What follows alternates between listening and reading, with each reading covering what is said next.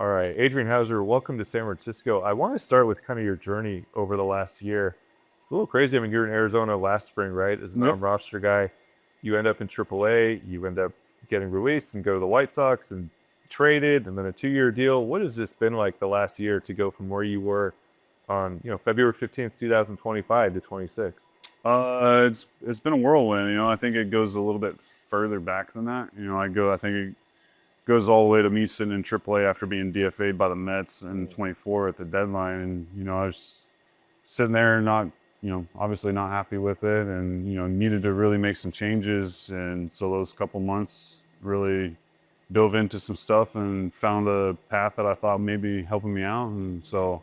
I started doing some 72-hour fasts. I got on the carnivore diet, reached out to a buddy of mine who works at a pitching place in Oklahoma City and got in contact with them. And, they helped me with a ton of mechanical changes and some overall strength things. And so we just kind of pieced that together with like a puzzle over the off season, and then just hit the ground running come spring training. Was feeling really good. Just trying to stay on top of all my stuff and try to stay healthy, and everything else after that was just take care of itself. They say the first 72-hour fast is really tough. I mean, you're a bigger guy. What was the first one like? So it actually wasn't terrible. The first day, towards the end of the day, was probably the worst, just because blood sugar dropped and got like a big headache and stuff like that. But after that, just chugging a bunch of water anytime I felt like I was getting hungry, and before I knew it, I was at 72 hours and could eat again and felt great afterwards. Are you still doing that?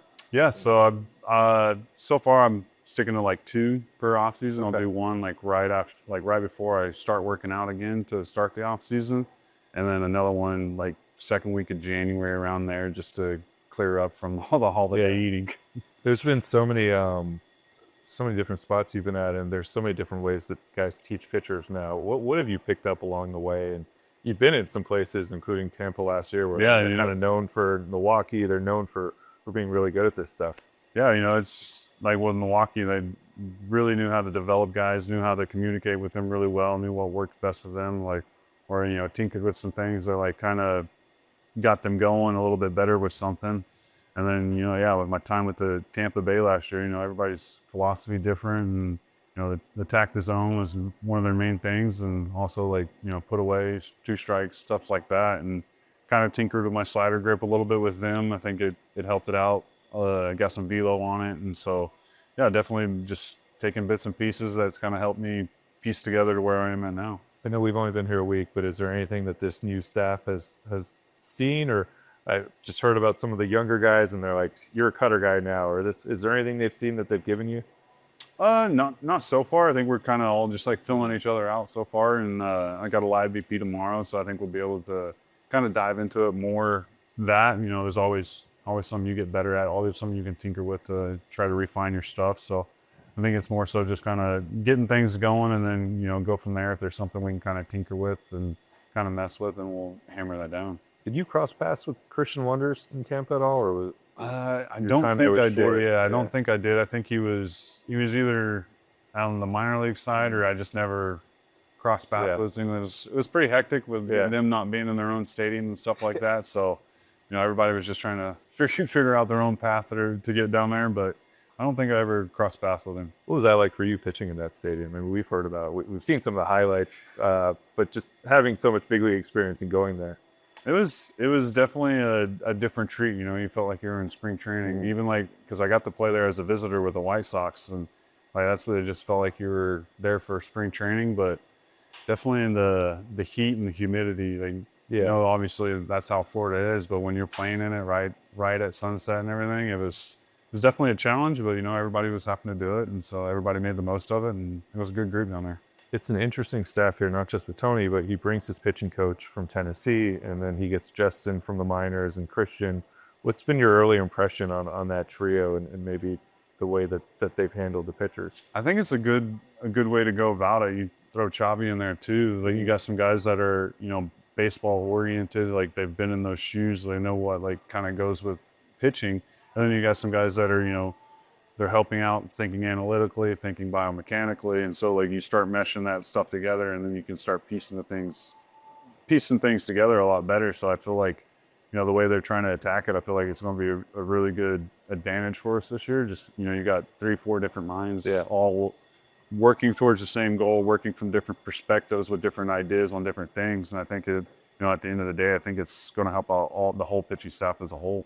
With Jesse, your bullpen coach, I mean, he was literally pitching in the big leagues last year. I did spring training with him last year. Yeah, there you go. I did spring training with him last year. How surprised were you when you found out that he was? I mean, people who have covered him know this is what he was going to do at some point. Yeah. But you're like, I saw you 8 months ago in Valley. When I saw when they put out the coaching staff list, and I saw that he was the bullpen coach, I was kind of fired up, because he's a great dude, great human being. Like, he's been there, he's done that. Like, and I think he'll be a huge asset for our bullpen guys, especially like some of the younger guys that are trying to figure out their way, figure out their routines. Like, the guy's done everything for, 14, 15 years, whatever it was. So, I mean, like, he's going to be somebody that all of us can lean on and like really go talk to for, we're in struggle or whatever, this or that, just pick his brain a lot. So I think it'll be a huge asset having him here. Are you concerned the Braves are going to call him for like the 5th straight year? And hey, there's always that possibility.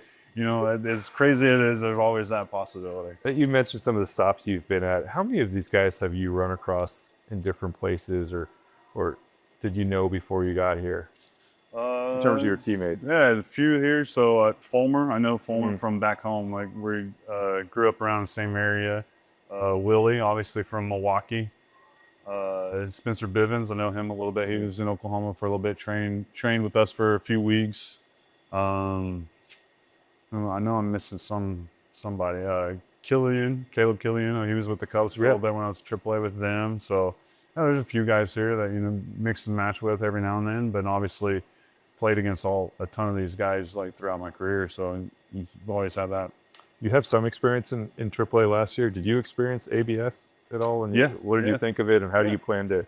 What's your method going to be as we experience this at the big league level? Don't challenge a pitch. Okay. I'm not going to challenge a pitch. I learned real quickly that it was like, that looked like it was there, and I was off by 6 inches. So it's like, I'll just leave it up to the catcher or the hitter to challenge from now on. But I think it's not terrible. You're still, there's a challenge, but they have to be right, or they're going to be wrong, or so they still have to pick and choose what they're going to challenge. And guys, stuff moves so crazy now that it may be close, maybe not. But I think it's for us. I think it's still going to be the same game. It might actually help out pitchers with the fact of like it's going to force them to be on the plate and attack the zone more.